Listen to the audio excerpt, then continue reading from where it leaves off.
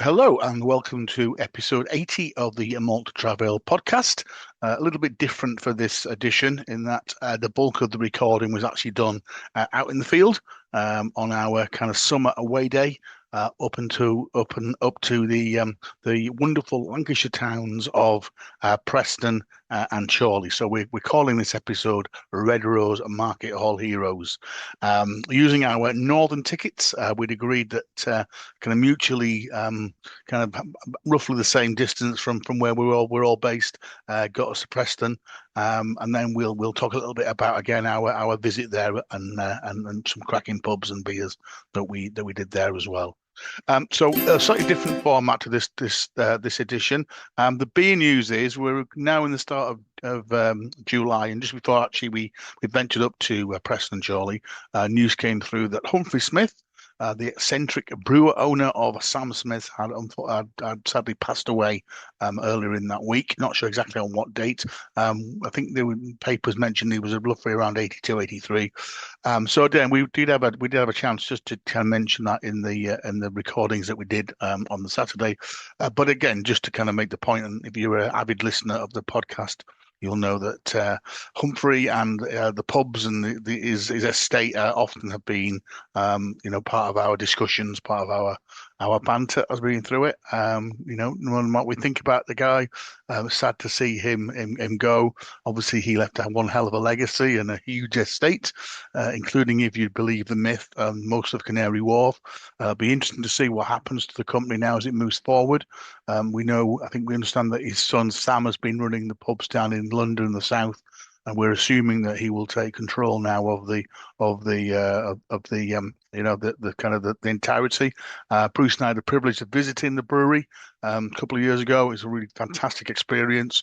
Again, quite different to kind of maybe some of the image and the myth about the way the company works. Welzer is a very, very old Victorian brewery, and there's also on the same site a very modern brewery capable of brewing lots of different styles of beers.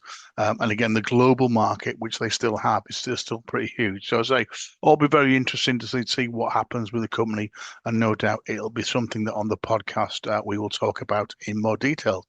So as I mentioned, we were planning our summer outing. Last year, we went all the way up to Aberdeen. Unfortunately, diaries, etc., meant that we didn't quite have that window this time round. So being a little bit more kind of scaled down, we were going to use our Northern Rail tickets discounts. So the ones we went for were the £12 for the day's travel, and we agreed that we would head up to Preston initially, and then kind of see how it went really. Actually, on the day itself, we changed plans because Bruce had to get himself back to York fairly quickly. So Bruce was with us for the first part, and then Nick and I carried on. Again, it was as always kind of time seemed to go very quickly, and I think we ended up visiting around about I think 7 pubs was the total that we managed to get to. All again, as always, it's a great day out using those train tickets. I'm blessed in that I can get from Stoke-on-Trent to Manchester on the Northern Line. Nick and Bruce meet at York, and they can then use that to get over as well.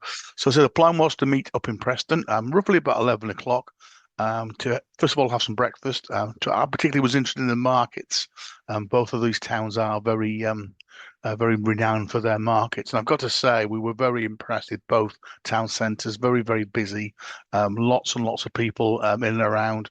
Not many empty units or builders, got to say, and in both towns the market was absolutely buzzing. So I definitely would recommend a visit to either of these. Also, a big shout out to the Central Lancashire CAMRA branch. They do a fantastic magazine called Ale Cry, actually in A4. You don't find many of those these days, which you can get from the website. And they've also put together some fantastic ale trails. There's one for Chorley, there's one for Preston, there's one for South Ribble, and there's one for West Lancashire. You can, again, download these from the Central Lancashire CAMRA website. But again, I've got to say, virtually every pub we went into, they were also available in hard copy that you could pick up from the bar. So the really great resources give you a little bit of information about each of the pubs and also then give you maps that you can follow as well. So definitely a big shout out to the Central Lancashire CAMRA group. So let's kick off then with our first recording, which I actually did with the sounds of Manchester Piccadilly in the background.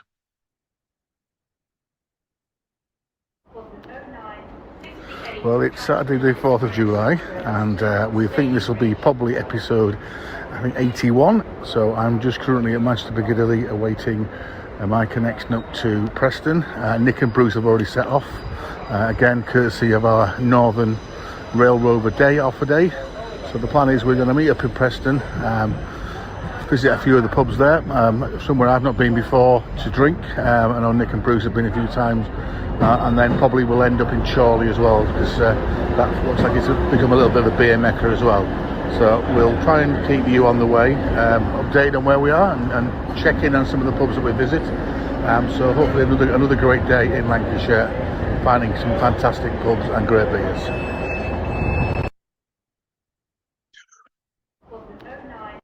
So that was the plan, and that happened. So I was slightly just behind schedule. I got to Preston just before 11 o'clock. Nick and Bruce had already arrived, so we met them on the station ramp, and then we ventured up into town. Very busy Preston. There was a big military event on that day, so there were military bands and lots of people out on the streets. And again, a great bustle really. It's a fairly short walk up kind of pedestrianised roads to the markets. Or markets, because Preston is quite bestowed in markets. I think there are technically three, kind of a mix of outdoor and indoor markets. And our first target was Auntie Dolly's Cafe, which we had read about, which is in the indoor market. I wouldn't say a traditional, well, it is a traditional cafe, but it's in a quite a modern building, very airy, and quite a nice place. Nick and I were very charmed by the breakfast barm cakes. If you're on YouTube, you can see those there as well. Bruce, I've got to say, was less enjoyed his own breakfast, and I think because he wanted to go to an alternative, but you couldn't sit down there. So we decided that we'd spend a bit of time together, just get a feel for the market, plot out kind of what we were doing for the day, and catch up. And again, here's the recording we did in Auntie Dolly's Cafe in Preston Market. Right, well, we've all met up. We are currently in Preston Market in Auntie Dolly's Cafe. We're just going to get some substance downers before we head out. It's a very busy Preston today. There was a military event on, so the streets are lined. Lots of police and people about. So we're in the very nice Preston Market. Looking forward to the day ahead, gents, yes? Surrounded by excellent local produce at reasonable prices, that's small, but yeah, we've got everything you need. Cheese, meat, two or three cafes, a bar. We're going to try and get in the bar, which isn't open yet, the Orchard, which is 12 o'clock. 12 o'clock. most importantly. I've got a Manchester tart on the way. Obviously, yes, you call Sylvia. Preston is looking a bit. It's a bit of a beer desert in a way in terms of breweries, isn't it? Because obviously this was the home of Matty Brown, and doing a bit of background reading, like most pubs, like most local breweries, got bought out by, I think, either Carlsberg or Tetley's, and then got closed. So there is a Sam Smith pub here, supposedly. We'll looking for that. Obviously, open the close, we'll perhaps discuss the demise of the great Humphrey later on in our little wander around, as this is the week that unfortunately passed away. So love him or hate him, then Sam Smith will be going through a new generation. Did Matt Brown take up a Theakston's for a while? Sure, I read somewhere they took. Oh, I tell you what, Scottish Newcastle. They did, yes. Took Matthew Brown over, and that's right, Theakston's about the same time, didn't they? Yeah. Then they got bought up by Heineken. Yeah. And obviously, what we've now got is at Smallsbury, which is on the outskirts of Preston. They've got a massive lager brewery there, which again, I think something like Tetley's or Bass set that up. And it's still I think that's where they're brewing keg Tetley's here still. Yeah, but anyway, we'll catch on with that later on. So we haven't been out for a while, so we've got a few things to catch up on. So I think I had a pint the other day. Went in the Fat Badger with me, and they have their own. They have their own Fat Badger bitter, but on the back of the pump clip, somebody's written Tetley's. Oh, right. And it tasted like Tetley's. Oh, nice. So as you can hear there, we settled in there waiting for our breakfast. Preston's an interesting place. It's actually, I've called it a town. It's actually one of the UK's newest cities, getting its city status in 2002. And it's certainly, definitely a bit of a beery kind of a destination. But we said, interestingly, that it's been not much brewery action. There are a number of craft breweries now around the town that are developing and growing. Again, looking back at some of the historical records, apparently back in 1850 there were something like 165 different pubs in the town centre, as well as 160 beer houses. There's not quite that many now, but you could certainly spend a good weekend visiting many of the great pubs. And just picking up on that brewery thing, yeah, Matthew Brown's were the Preston Brewery. They're actually bought out by Scottish Newcastle. I think we mentioned that in the recording there. And they closed the brewery down in 1991 and moved all production of Matthew Brown beers to Nottingham, but they didn't last, as often the case. They didn't last very long. And I don't think now I don't think there's any more Matthew Brown beers available these days. We mentioned the other big brewery, which is just outside Preston, in again, an interesting little place. Actually, I've been there myself. There's a fantastic medieval house hall there in Salisbury, and this was actually initially a Whitbread plant. They built it specifically in the early 1970s to brew Heineken on contract as part of their lager offer. And over the years, it was then taken on by InBev, and we mentioned there, it's where things like Boddingtons and Bass and Tetleys kind of ended up. Apparently they're still brewing, and they brew around 13 different beers there, including Stella, Budweiser and Beck's. Again, there's been quite a little bit in the press recently about, or in the recent Cam report about majority of beers, in the UK now are foreign owned. And sometimes a little bit misleading about where they're being brewed. They claim that the water is still very good around Preston for brewing, and it comes from underground wells. And they claim the water is 10,000 years old that is being used in any brewing currently happening. So after leaving the cafe and having a quick browse around, very very nice market. Quite an eclectic range of different stalls, having everything from vinyl records to the normal veg and fruit, etc. Fantastic fishmongers, butchers, a really really bustling market. The market pub, the Orchard, didn't open until 12 o'clock, so we're a little bit early. So what we did initially was we moved on to the Guildhall Ale House. This was one of the kind of most recommended pubs when you read anything about Preston and beer, in a former charity shop, or it feels a bit more like an antique shop, to be honest. This is kind of tucked away on a street just off the marketplace, quite a posh kind of Regent Street, and the Guildhall back of the kind of the civic complex, the original town hall. This was a really nice little spot. Although it just opened, it was amazingly quite. I mean, maybe not look at it on the pictures, but it was pretty busy.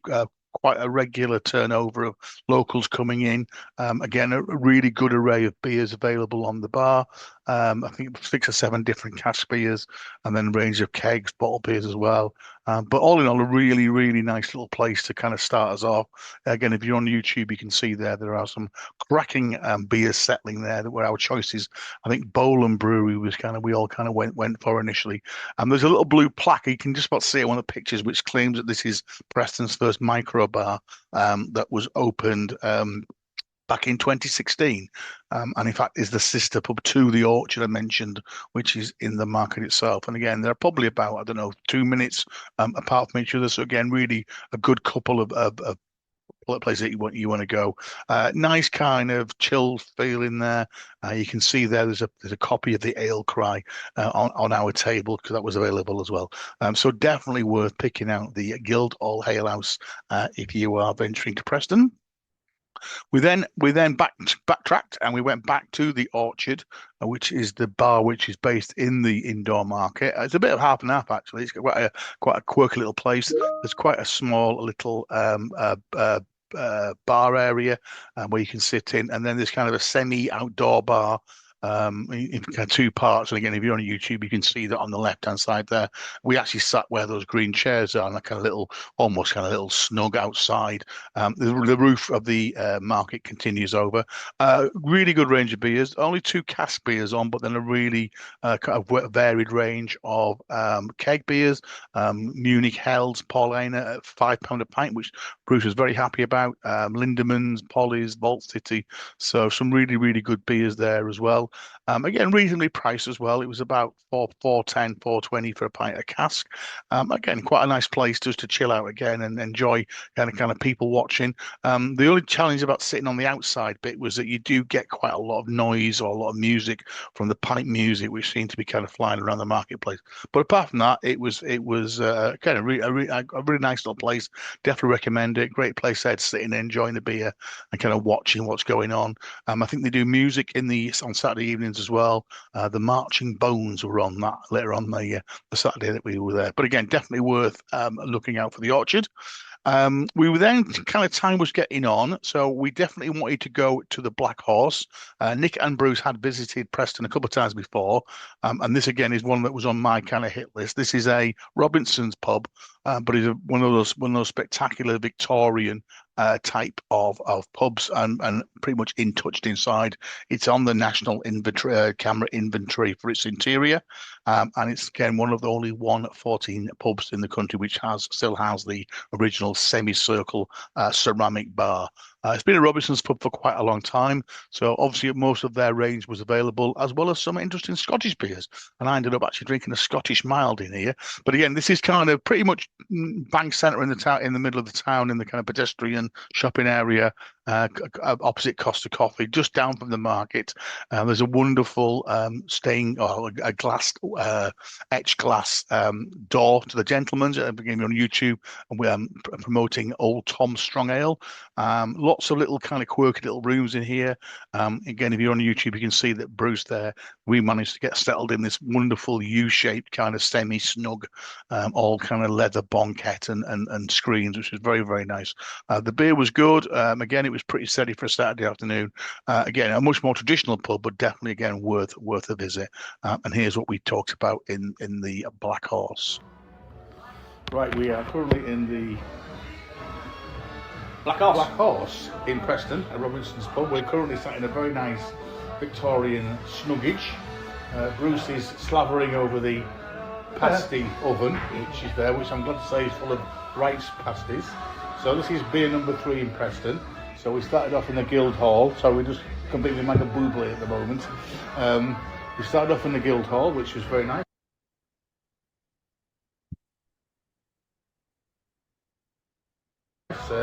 Mike Preston's first micro bar. It's got its own blue plaque, hasn't it? Inside the building. To say it was there. Very nice beers, good range of beers on, 420 a pint. We then went back to the market and we went into the very nice little Orchard market bar, another micro bar. Again, nice range of beers on. Very cheap Polana Munich beer. Well, they only had two casks. Two hand pump, was it two cask on? Yeah. Yeah, About a few kegs. Continental lagers and stuff. And again, for a market bar, it was quite very characterful, yeah. We sat outside. Unfortunately, you get the blaring music of the market blaring out over you, don't you? But it wasn't particularly busy. And again, similarly, it's ticking over in here. The Guildhall had just opened, and actually it was quite regular. Quite a few regulars coming in. You made a good job of that. Shop conversion. Just a pity at the moment. There's a lot of work going on across the road, so there's a lot of scaffold, isn't there? But it was all very good, really. So we're probably going to make this our last in Preston. We don't know yet. Time's knocking on, and Bruce is taking the high road back to York, but me and Nicholas are going to venture further south and carry on to Chorley and pick it up there. So Preston, though, I quite like Preston. It's busy. It's very busy for Saturday. Like you said, Bruce, it's a proper shopping centre and not many empty shopping. I mean, massive market complex, 3 markets basically, isn't there? Yeah. Together, a mix of pubs. Some obviously, lager pubs, and then around the square, but then equally there's some really good craft bars and cask bars. There's at least 2 or 3 micro pubs, and then your traditional pubs. And this is a superb part. This is the best part of this. So wonderful. These guys are on Robertson Blonde. I am on some Scottish mild. Mild, yeah, 500 miles. 500 miles, which is very nice. So yeah, we've taken it fairly easy so far. With these cider glass, we've got proper glasses. I don't like that. I like it when it's proper glass. That's an old rosy cider glass or something. That's bad. I don't like that. Shouldn't make any difference, should it? So we're probably not going to have time to visit the Sam Smith's Wood in Preston today, and we mentioned earlier on this is the week that Sir Humphrey has passed away. So it'll be interesting to see what's going to happen to the the Smiths estate and legacy. We do, I think, we've discussed before, I think his son was certainly running the pubs in London for a while, which had a slightly different feel to them. But it'd be interesting to see kind of what happens. The king is dead, long live the king. Yeah, obviously he was a very dominating Dick Dongovich is dead. And to see where he'd go. I think it's been a fairly muted, hasn't it? A lot of people have kind of said, for all his whatever quirks, he stuck to his guns, cheap beer in great pubs across the country. The increasingly corporate world, it was a totally unique way of operating the business and give us something very different from the normal, and retreat from the normal world. It wasn't his fault that COVID hit the pub trade in the 21, 22, and unfortunately that killed a lot of his pubs, didn't it? Because most of them are wet run, without all the bells and whistles. They're the ones that got biggest hit, and so I know we moaned about pubs being shut, but you can't just blame it solely on Sir Humphrey. Any online stuff, there's certainly a very diverse collection of reviews between people who liked him and people who didn't like him. People who said he did a lot for Tadcaster and people who said he basically killed Tadcaster. So yeah, it's very much Marmite. People liked him and people didn't. Even down to people who worked for him. I've read 3 or 4 reviews saying he was a total gentleman and became my pub, and then other people saying he was a complete and utter, Well, I think there was a mix of that. He was both a malevolent and a benevolent character, wasn't he? He was quite a complex character, but the true English eccentric. Which will miss him. And somehow the pubs don't feel the same now he's gone. It's weird, really. Hey, you mean everybody who's ever worked for him breathes a sigh of relief, thinking, "I'm safe. I'm not going to be closed down." Well, I do wonder whether that threat of him being suddenly arriving on your doorstep. Yeah, that must be relief. Well, that will ease off pubs, and maybe we'll see the. Yeah. I mean, again, for all the merits, we've said, although Bruce is currently storing his phone now, there is something about coming to a pub and putting your phone away, and which was which I quite enjoyed about some pub managers and landlords being allowed to actually manage and run their own pub, i.e., if they've done it for many years, sure they must be semi-successful at it. Right. But I'm afraid it got to the point where people who were actually becoming managers of Sam Smith's pubs didn't have a clue what they were doing, because anybody of the right mind were never going to run a business when they weren't allowed to run it as their business. So, other pub news just for this week, we've just been having a quick talk. Yorkshire Pudding beer, we now are clear that now has been taken over by Wigston Distillery. We're based in Market Wheaton. So Howard, who we've talked a few things about on the podcast, has now retired. And so we're not sure in Spain, I believe. We're not sure whether the brewing is being done in Malton still. Last time I was in Malton, no, definitely not. There was not a lot of activity down the that day with the brewery, was there? So that one to look out for. And also the news this week that Hawkshead now having most of their beers and ciders brewed in Burton, because unfortunately the Cotswold Brewery, which they took over, it actually was a cracking little brewery. You mean Hawkstone, not Hawkshead? Well, sorry, Hawkstone. You mean Clarkson? Yeah, Clarkson's lot. Apparently, it's and they're trying to claim that Burton has similar water to the one in the. Well, Clarkson could bottle his own piss and sell it, and people would buy it, and then say how delicious it was, and go back for more. Yeah. I mean, I think the bottles are lovely. The bottles they're expensive, but it's really. Well, the draft we've had has been awful. The draft every time the draft's been. I've tried it twice. He's admitted himself he was supposed to be using the other grain to brew his beer with. He's had no grain for the last 3 years, according to his television programme. What a really tough time he's had. So where's he getting the grain from? Probably from the same place that Molson Coors getting it from, over in Canada. It's in from Ukraine anymore. Russia, yeah. I don't think he's got a very captive audience on that programme, but he has got some questions to answer about the provenance of his stuff, really, hasn't he? And And then another global beer news, the top 40 brewers has been announced this month as well. Number 1, AB InBev are the world's biggest brewers. That a surprise to us.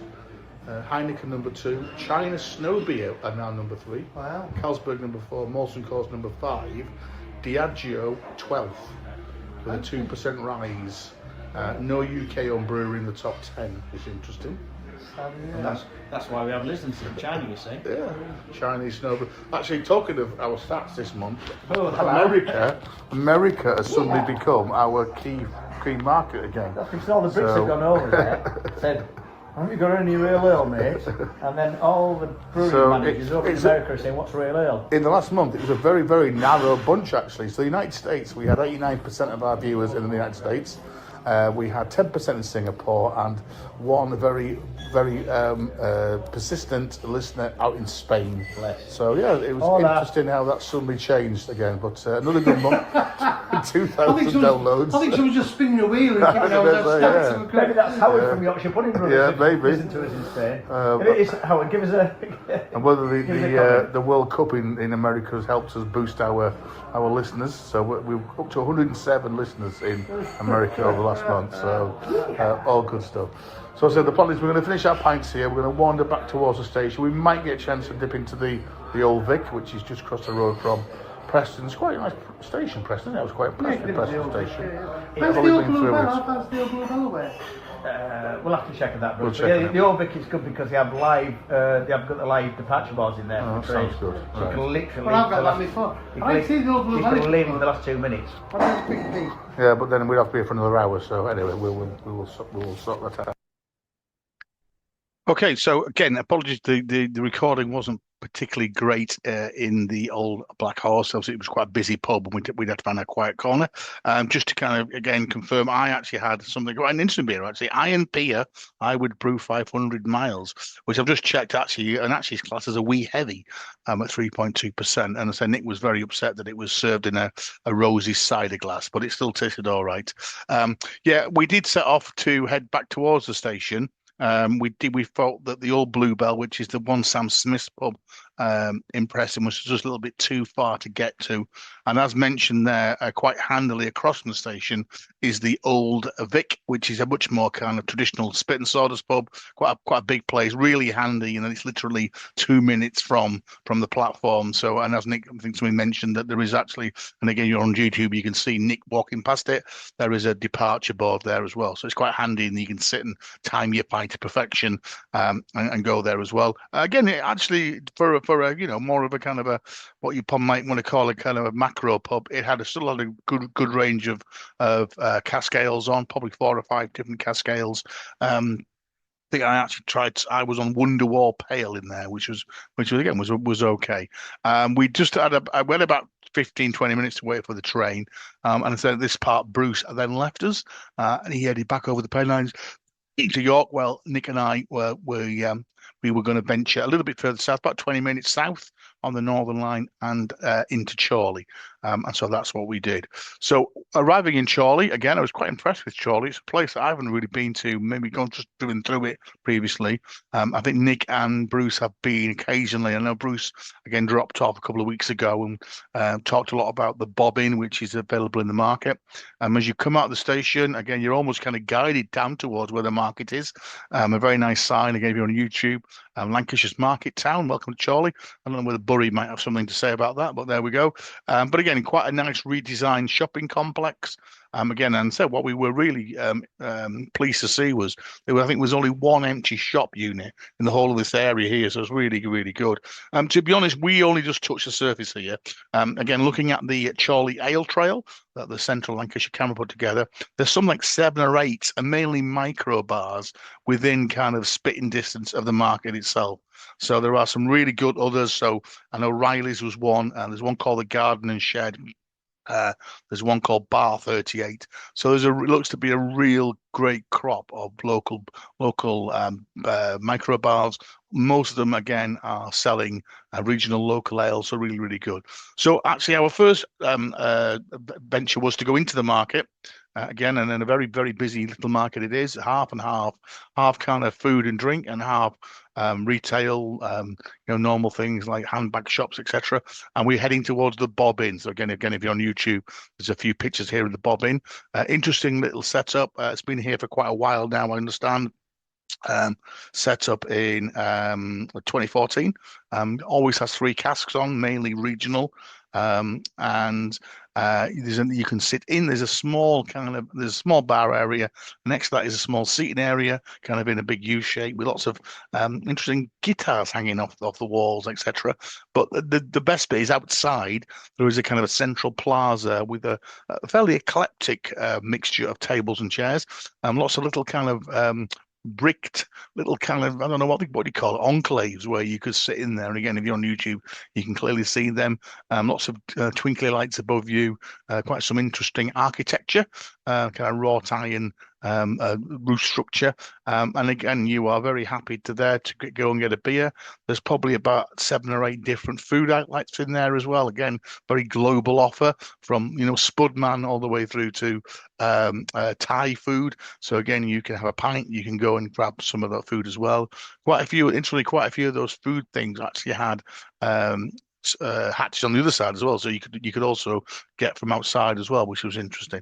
So definitely a good little venue, and I said we had a good 20 minutes or so in there enjoying our pints. Quite a busy little bar as well, and again it's good to see that a lot of people in there were bringing their kids, but the kids were having the soft drinks, and obviously parents could go and get a beer as well. And then as you come out of the market, and literally you can stagger across kind of one bit of road, you are then into one of the many micro bars. We decided we'd opt for Ben's Tap and Bottle Shop. Ben's is a very local brewery, was set up in 2021, and then the tap room followed that in 2022. Again, if you read the reviews of Preston, this always comes out very well. They tend to have 6 of their own brews available, and then a couple of guests as well. All the brews have got very traditional English names, the Light Brigade, the Duke, etc. And again, I've got to say, we really enjoyed some great glassware you could see in there. You can't miss it, it's Ben's, because wherever you look in the building and outside the building, Ben's is there. Again, there is quite a nice indoor area, but equally you can also sit outside in that kind of central plaza and enjoy your beer as well. They don't do food, but they do encourage you to go and use the food vendors, which mentioned pretty much across the way there. So yeah, we really enjoyed it. I think I ended up having something called Arvac, which is their pale ale, which again, as you can see if you're on YouTube, was a very enjoyable pint indeed. I said there were probably another 6 or 7 bars that we could have visited. Unfortunately, we were both keen to get back kind of on our home visits. So about 3 or 4 o'clock-ish, this was now. So we decided that we'd come back in a future date, and we head back up towards the station, where again one of the other gems of Preston lurks. Again, very handily if you're using the train, because this again is another pub which is literally 2 minutes from the platform, and this is the Malt and Hops. Actually, when we first walked past it, it looked like it was shut. And even when we came back up for the second time, it still looked. And although there are people kind of walking towards it there, it didn't look like there was much going on. Yet you open the door and it was just a mass of people enjoying their Saturday afternoon drink. We did think for a time there was a football or a cycling team in, because lots of blokes in red tops, that we realised they were all posties, and the Royal Mail sorting office actually is just down next to the pub and next to the station. So again, really, really great place. They advertise that they have 9 cask ales on, and I've got to say it was good range again, good beer. And again, a busy pub on a Saturday afternoon. Nick and I were obviously here. We actually ended up sitting outside. If you're on YouTube, you can see those seats out there quite handily. So again, we could make a quick lunch to the station. We saw a train on its way. So this was our final recording of the day. Right, well, we're sat outside in, I won't say the sun, because it's quite an overcast sky. There might be some wind going quite on. Breezy. We're outside the Malt and Hops in Chorley. We're just about 2 minutes from the station. Just having our, probably what might end up being the final beers of the day. Bruce has left us. He left us back in Preston. But me and Nick we ventured into Chorley and had a good little rumble round, a quick rumble round the market. Really fantastic market. We had a great pint in the Bobbin. Then we popped over to Ben's Bar Tap, and we've come back to the Malt and Hops to finish off our little Chorley escapade. We're back on the train to Manchester. Nicholas is going to go for a pee in a minute, I can see. So any quick thoughts, Nicholas? No, perfect use of a market space, and it's in central town. You've got half-light retail, like rucksacks and haberdashery, and then your other half is catering and drinks and food. So in terms of the little micro bar that's in there, it's like ideal. So yeah, really nice use of space. Really impressed with both town centres. Actually, I think we've seen one empty shop in both Preston and Chorley. So the plan is now we're going to probably head back down to Manchester Piccadilly, and depending on the trains, this might be our last pint together. Nick will be heading off via Leeds and then to York, and I'll be zipping down to Stoke. So I'm definitely going to probably have a pint in Bod when I get to Stoke. So yeah, all in all, a quite a nice little soiree. Another great trip to Lancashire. Yeah, why we're always going to Lancashire, I don't know. Yeah. Well, there's a good network of railway in this part of the year and in this part of the country. And I say Next time, maybe look to be honest, and you're on. I know this pint. Yorkshire Pennine side of Lancashire. This Nick's pint is probably the one he's on now. He's probably his worst of the day. I'm on the Bolton Wanderers Skew Whiter Jock Bank, which is very tasty. So I think actually, apart from this, we've had a good pint. I know Bruce had a slightly dodgy one in Preston. He had a half, which he left a bit like his breakfast. But last time he was in that pub, he had a pint of Pepsi. So. Bruce was a bit unfortunate. He didn't like the breakfast because me and Nicholas chose the venue. Me and Nicholas thought the sausage, bacon and egg barm cake £4.50 was an absolute bargain. It was filling. What do you expect for £4.50? But Bruce was straight away on the back foot, so we won't mention that one. We do know he did have a special purchase in the market where Bruce has bought some snaps to throw to his neighbour.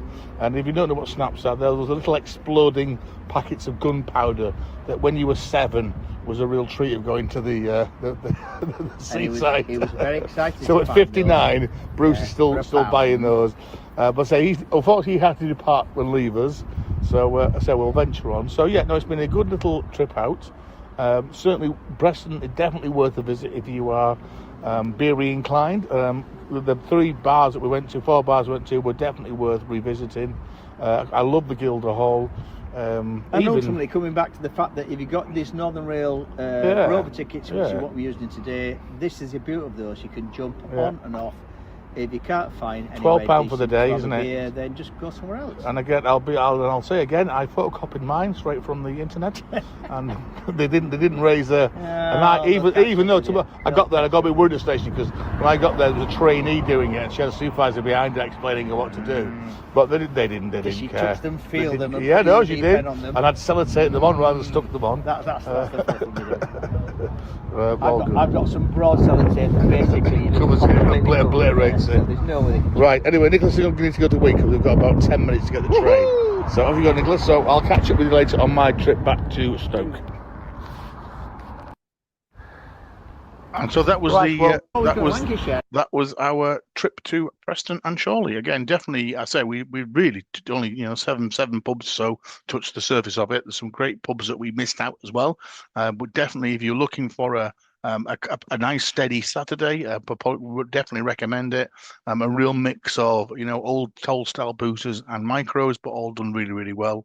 And again, it was great that virtually all of the pubs we went into were very much showcasing regional local beer as well. So definitely worth a good trip.